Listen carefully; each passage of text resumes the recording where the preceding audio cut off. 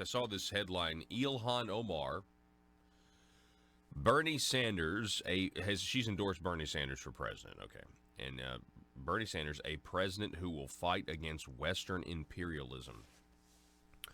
Western imperialism. Now, of course, we know that Representative Illhan Omar is famous for making anti-Semitic comments. So that's why I wanted to bring in, we've got the former mayor of Shiloh, Israel, author of the book Trump and the Jews. His name is David Rubin. Mr. Rubin, welcome back to the program. Well, thank you. Good to be with you, Paul. Can you put us in program, I'm sorry, David, on the phone line, put us in program 1. You want to make sure, okay, yeah. Okay, sorry, David, we had some technical difficulties. Go ahead. Welcome back to the program. Okay, I said it's good to be with you. Yes, sir. Yes, sir. We can hear you now. So what does Western imperialism mean to you? Western imperialism. Western imperialism is a term that has been used historically by communists, by enemies of the United States, in order to label and attack the United States. And, I look at a place like Israel as a beacon of Western civilization, surrounded by areas that are not beacons for Western civilization. Well, that's for sure. That's for sure. We certainly are.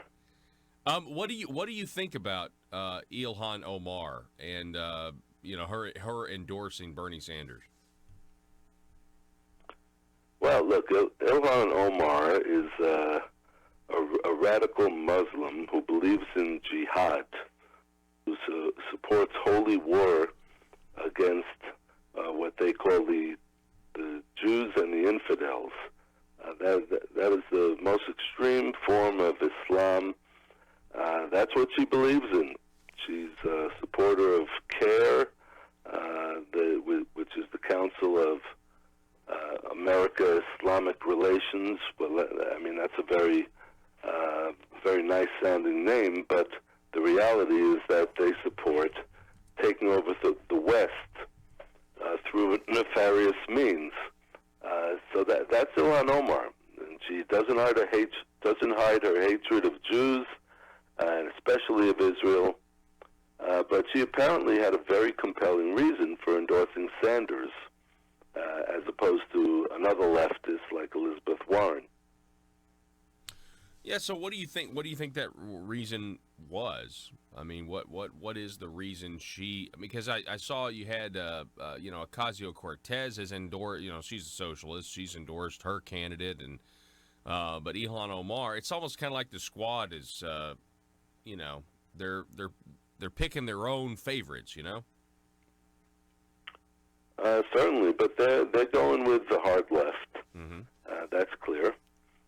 And her, the ideological left. So, her endorsement of Bernie Sanders, who as a young man volunteered on a kibbutz, one of those agricultural settlements here in Israel. Her endorsement of Sanders is a way of overcoming her anti-Semitic, anti-Israel image that she has been rightly labeled with by endorsing a candidate who happens to be originally a Jew from Brooklyn, and and Sanders, as you may know, has that giveaway Brooklyn accent. Yeah. Even though he's adopted Vermont as his state, and he's done everything in his life, including marrying a non-Jew, having non-Jewish children, and speaking out against Israel repeatedly. He's adopted all of those things in order to run away from his Judaism, but it doesn't matter. She sees this as a way of getting rid of that anti-Semitic label while endorsing an ideological leftist. Okay, yeah. So it all makes sense. So it's a beard, if you will, kind of situation. We're talking with David Rubin, the former mayor of Shiloh, Israel, author of the book Trump and the Jews. You should check it out. Also, he's the president of the Shiloh Israel Children's Fund. Real quick, David, tell us once again about what made you create this organization. Well, the Shiloh Israel Children's Fund I established after my 3-year-old son and I were wounded in a terrorist attack. We were coming back from Jerusalem. Our car was ambushed by Islamic terrorists, and I was shot in the leg. My son was shot in the head, and thank God we both survived, yes, miraculously. The bullet missed his brain stem by 1 millimeter. Wow. And as a result of that, just overwhelming experience, I was just so thankful to God for saving his life that I decided to give everything back that I could by establishing the Shiloh Israel Children's Fund. So we have therapeutic and educational projects in the heartland of Israel for over 2,000 children, and we use music therapy, art therapy, animals, horse farm, petting zoo.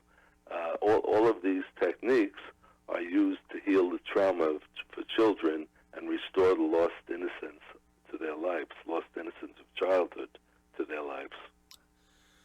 That's incredible, and I am amazed at your story there, and I am so sorry that happened to you, David. But I am encouraged that you're trying to take something that was so negative and turn it into a positive, and you're helping other people that are going through the same thing. So that's really, really good.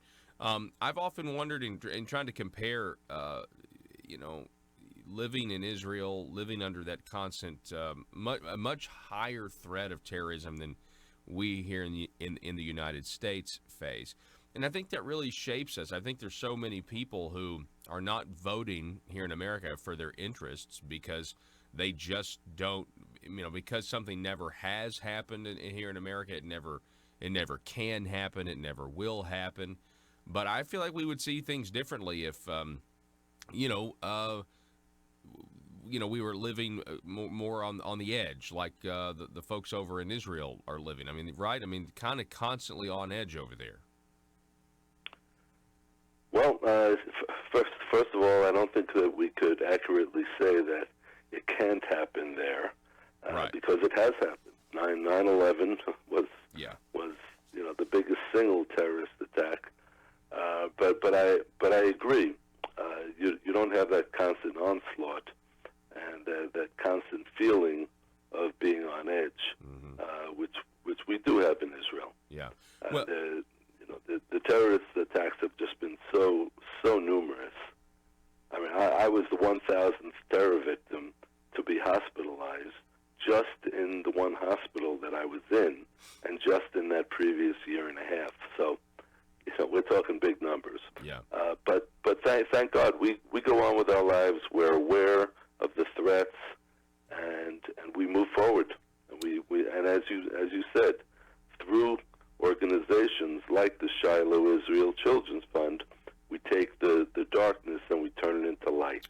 And that's an important goal, an important challenge. Real quick, David, while I have you, what's the political situation like over there with Benjamin Netanyahu and forming a government? What's the latest on that? Very up in the air. We're not really sure what's going to be happening. Just to remind your listeners, there was a deadlock in the Israeli elections. Neither side has been able to form a governing coalition, a majority coalition in the Israeli parliament. And, within a few weeks, we're going to know for sure what's going to be happening. But it's either going to be the politicians compromising and forming a majority coalition, perhaps a unity coalition, the right of center and the left of center together, or it'll be another right-wing government in which certain of the small parties will have to compromise as well. Do you think, President Trump seems to be a big fan of Benjamin Netanyahu. What do you think of Benjamin Netanyahu, sir? Well, they do have a good relationship. Netanyahu is the longest-serving prime minister in Israel's history. He's done a lot of good things. He's a great statesman and a great economist. So we're going to see. It's going to be quite quite interesting in the coming days to see whether he succeeds Yeah. in putting together the coalition. But Netanyahu and Trump have been a very good team towards strengthening the relationship between Israel and the United States, and that's a lot of what I wrote about in my book, Trump and the Jews. It's fantastic. David Rubin, former mayor of Shiloh, Israel. We appreciate you coming on, spending some time with us this morning. My pleasure. All righty. Be safe, sir.